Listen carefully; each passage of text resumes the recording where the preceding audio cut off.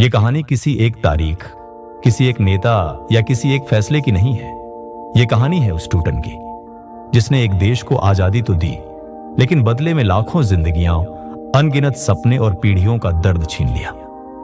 1947 का भारत बाहर से आजाद हो रहा था, लेकिन अंदर से डर, अविश्वास और राजनीति की आग में जल रहा था।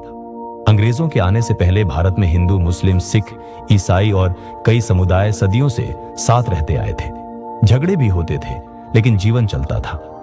ईस्ट इंडिया कंपनी के शासन और फिर ब्रिटिश क्राउन ने धीरे धीरे फूट डालो और राज करो की नीति को इतनी गहराई से बोया कि धर्म अब सिर्फ आस्था नहीं, पहचान और सत्ता का हथियार बन गया। 1857 की क्रांति के बाद अंग्रेजों को समझ आ गया कि एकजुट भारत उनके लिए सबसे बड़ा खतरा है। इसलिए प्रशासन, शिक्षा, नौकरियों और राजनीति में धार्मिक आधार पर दरारें डाली गईं। 1905 का बंगाल विभाजन, मुस्लिम लीग का गठन, अलग निर्वाचन मंडल जैसी व्यवस्थाएं इसी दिशा में उठाए गए कदम थे। आम आदमी यह सब नहीं समझ पा रहा था। वह खेतों में काम कर रहा था, बाजारों में सौदे कर रहा था, अपने बच्चों का भविष्य देख रहा था, लेकिन ऊपर बैठी राजनीति धीरे धीरे झर घोल रही थी। गांधी अहिंसा और एकता की बात कर रहे थे, नेहरू आधुनिक भारत का सपना देख रहे थे, जिन्ना मुस्लिम पहचान को असुरक्षित मानकर अलग रास्ता तलाश रहे थे, और अंग्रेज जल्द से जल्द अपना सामान समेटकर जाना चाहते थे। द्वितीय विश्व युद्ध ने ब्रिटेन को आर्थिक और नैतिक रूप से तोड़ दिया था। भारत को संभालना अब उनके लिए बोझ बन चुका था।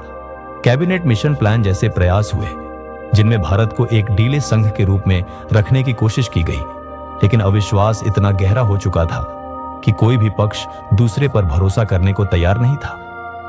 आम जनता के मन में डर बैठ चुका था कि आजादी के बाद कौन सुरक्षित रहेगा और कौन नहीं, और इसी डर ने भविष्य की सबसे बड़ी त्रासदी की नींव रख दी। 1946 आते आते हालात बेकाबू होने लगे। कलकत्ता का डायरेक्ट एक्शन डे, नोआखाली के दंगे, बिहार और पंजाब में भड़कती हिंसा यह साफ संकेत दे रही थी कि देश एक खतरनाक मोड़ पर खड़ा है। लोग जो कल तक पड़ोसी थे, आज एक दूसरे को शक की नजर से देखने लगे थे। अफवाहें आग की तरह फैल रही थीं। कोई कहता फलां गांव में कत्लेआम हो गया, कोई कहता फलां ट्रेन लाशों से भरी आई है। इस माहौल में लॉर्ड माउंटबेटन को आखिरी वायसराय बनाकर भेजा गया।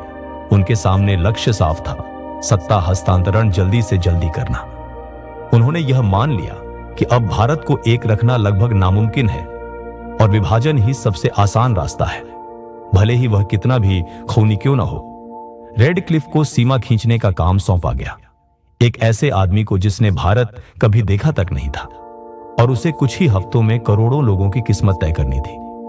नक्शों पर खींची गई लकीरें जमीन पर बहते खून में बदलने वाली थीं, लेकिन उस समय किसी के पास रुकने या सोचने का समय नहीं था। 15 अगस्त 1947 की तारीख तय हो गई, लेकिन उससे पहले ही पंजाब और बंगाल में हिंसा का सैलाब आ चुका था। ट्रेनें शरणार्थियों से भरी चल रही थी। लोग जो कुछ उठा सकते थे उठाकर निकल पड़े थे। घर, खेत, मंदिर, मस्जिद, गुरुद्वारे सब पीछे छूट रहे थे। औरतों के साथ जो हुआ वह इतिहास के सबसे काले अध्यायों में से एक है। अपहरण, बलात्कार, जबरन धर्म परिवर्तन और तथाकथित इज्जत के नाम पर हत्याएं। बच्चे अपने माँ बाप से बिछड़ गए, बूढ़े रास्तों में दम तोड़ गए, और कोई नहीं जानता था कि वह जिस ओर जा रहा है वहां उसे क्या मिलेगा। यह सिर्फ सीमा पार करने की कहानी नहीं थी, यह इंसानियत के टूटने की कहानी थी। जब 15 अगस्त की सुबह आई, दिल्ली में आजादी का जश्न मनाया जा रहा था। तिरंगा लहराया गया, भाषण हुए, लेकिन उसी वक्त देश के दूसरे हिस्सों में चिताएं जल रही थी। पंजाब में दोनों तरफ से बदले की आग भड़क चुकी थी। एक तरफ हिंदू सिख कत्ल हो रहे थे, तो दूसरी तरफ मुसलमान। किसी को नहीं छोड़ा जा रहा था। निर्दोष होना कोई मायने नहीं रखता था, बस पहचान देखी जा रही थी। अनुमान है कि लगभग 1.5 करोड़ लोग विस्थापित हुए और 10 से 15 लाख के बीच जाने गई, लेकिन असली संख्या शायद कभी पता नहीं चलेगी। पाकिस्तान एक नए देश के रूप में जन्म ले रहा था, लेकिन उसके पास न संसाधन थे, न प्रशासनिक ढांचा, न स्थिरता। भारत भी आजाद तो हुआ, लेकिन टूटा हुआ, थका हुआ और सदमे में डूबा हुआ। शरणार्थी शिविरों में भूख, बीमारी और निराशा थी। लोग नई जिंदगी शुरू करने की कोशिश कर रहे थे, लेकिन दिल में पुराना दर्द धड़क रहा था। कई परिवारों ने कभी अपने बिछड़े लोगों को दोबारा नहीं देखा। सरकारों ने पुनर्वास की योजनाएं बनाई, जमीनें बांटी गईं, मकान दिए गए, लेकिन जो खो गया था वह वापस नहीं आ सकता था। यह सिर्फ भौतिक नुकसान नहीं था, यह भरोसे का, रिश्तों का और साझी संस्कृति का नुकसान था। जो पीढ़ी उस दौर से गुजरी, उसने अपने बच्चों को चुप्पी में वह दर्द सौंप दिया जो आज भी कहानियों, सपनों और डर के रूप में जिंदा है। आज जब हम 1947 के बंटवारे को पीछे मुड़कर देखते हैं तो यह सवाल उठता है कि क्या यह टाला जा सकता था? क्या नेताओं की जिद, ब्रिटिश जल्दबाजी और सांप्रदायिक राजनीति ने इसे और भयानक बना दिया? सच यह है कि आजादी और विभाजन साथ साथ आए, लेकिन उनका मतलब एक जैसा नहीं था। आजादी उम्मीद थी, विभाजन त्रासदी। इस कहानी को सिर्फ इतिहास की किताबों में बंद नहीं किया जा सकता, क्योंकि इसके असर आज भी भारत और पाकिस्तान के रिश्तों, कश्मीर के मुद्दे और समाज की सोच में दिखाई देते हैं। यह कहानी हमें सिखाती है कि नफरत की राजनीति कितनी महंगी पड़ती है और सत्ता की जल्दबाजी आम लोगों की जिंदगी कैसे तबाह कर देती है। अगर हम इस इतिहास को ईमानदारी से समझें तो शायद हम भविष्य में ऐसी गलतियों से बच सकें।